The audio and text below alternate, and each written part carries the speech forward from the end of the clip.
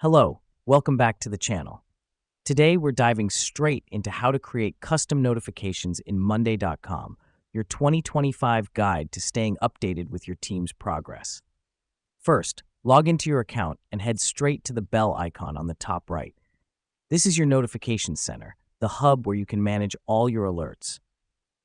We start here because it's essential to know where to find, adjust, and manage your notifications. Next up, click on the Settings gear icon. You'll see Notification Preferences. This is where we'll create our custom notifications.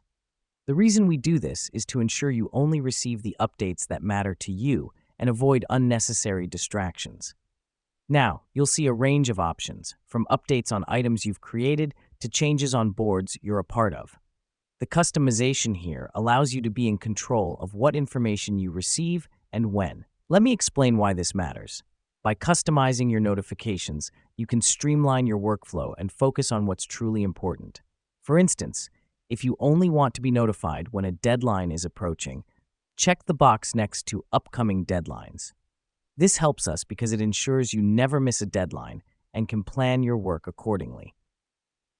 After selecting the notifications you want, don't forget to hit Save Changes. You've now successfully set up your custom notifications. It's as simple as that.